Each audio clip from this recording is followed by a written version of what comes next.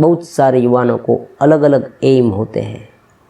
किसी को आईएएस बनना है, किसी को सीए बनना है, किसी को इंफॉर्मेशन टेक्नोलॉजी में कुछ आगे काम करना है, किसी को देश में कुछ कर छुटने की इच्छा है, किसी को एनजीओ बनाना है। कोई भी हो सकता है। आपका जो एम है स्टूडेंट लाइफ में, एम होना ज़रूरी है, लेकिन अलग अलग माइंडसेट वाले व्यक्ति में अलग अलग प्रकार के एम होते हैं। वो तो एक सामान्य सी बात हुई। अब बात आती है कि इस एम को किस तरह से अमल में लाया जाए, उसे किस तरह से पूर्ण करें, क्योंकि बिना कुछ करे तो होता नहीं। जितना आपका एम बढ़ा उतना आपको हार्ड वर्क के लिए तैयार रहना पड़ेगा। हार्ड वर्क के लिए आपको दो तरीके से काम करना है।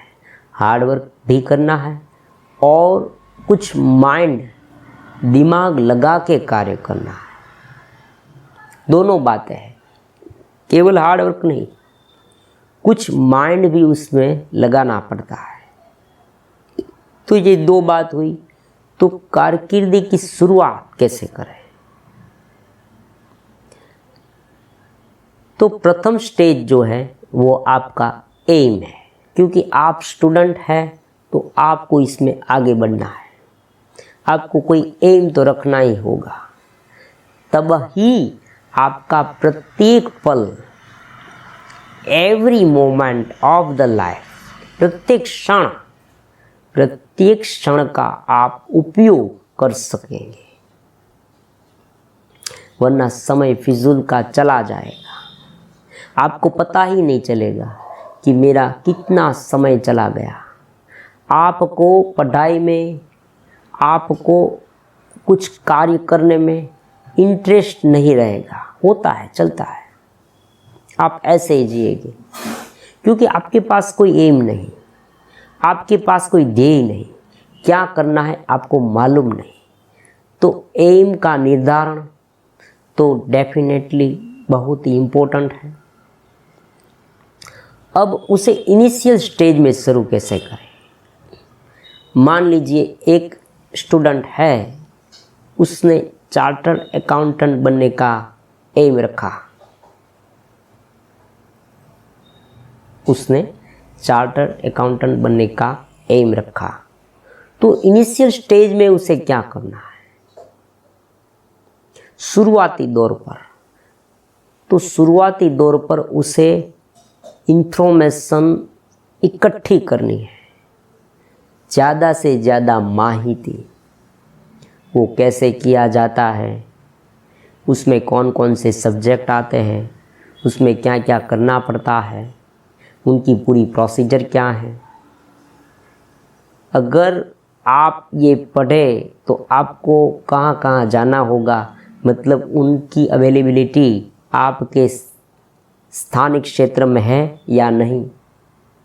कोई ग्राम्य विस्तार में कोई पढ़ाई करता है तो उन्हें ये भी सोचना चाहिए कि नज़दीक का स्थल कौन सा है, इनके लिए कौन कौन से ट्यूशन है, आदि सब कुछ आपको जान लेना चाहिए। बिना जाने एम रखकर फिर बाद में आप पछताए, ऐसा नहीं होना चाहिए कि अरे इसमें तो ऐसा हुआ, अरे मैं तो ये नहीं कर पाऊँगा, इसमें तो मैथमेटिक्स बहुत हार्ड है, इसमें तो बहुत बड़ा लिटरेचर लिखना है, ये तो बहुत लेंदी है। और बाद में आप उसमें परिवर्तन लाएंगे और निराश हो जाएंगे, कुछ कर नहीं पाएंगे, तो आपके मन में एक प्रकार की निराशा उत्पन्न होगी कि अब मैं कुछ नहीं कर पाऊँगा। तो इनिशियल स्टेज में आपको सभी प्रकार की इंफॉर्मेशन इकट्ठी कर लेनी है, जो आज के युग में बहुत ही सिंपल है।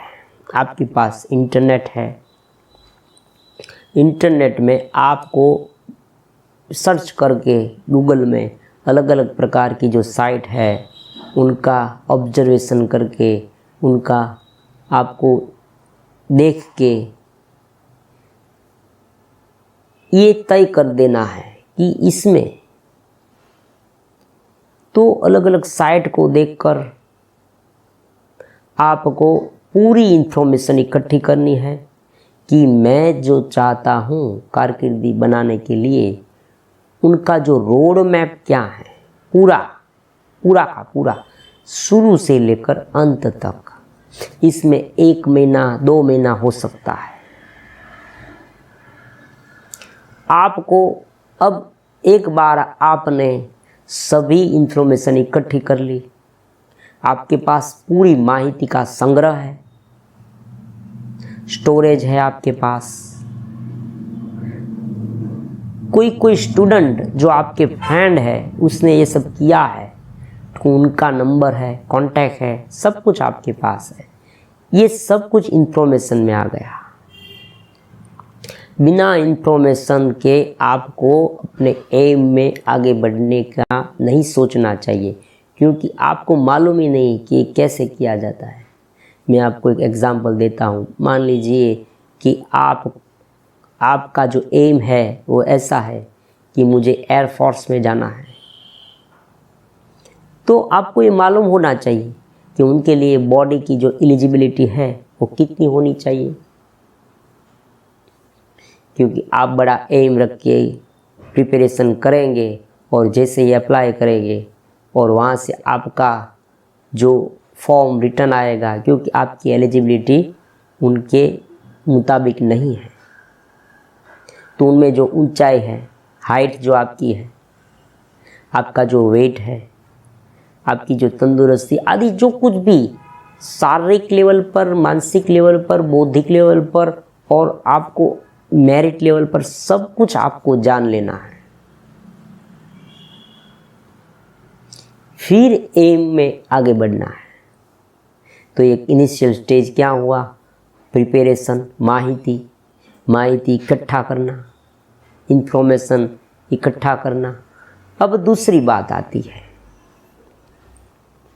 दूसरी बात कुछ ऐसी है कि आपको माइंड और बॉडी को एकदम फिट रखने की कोशिश करनी चाहिए,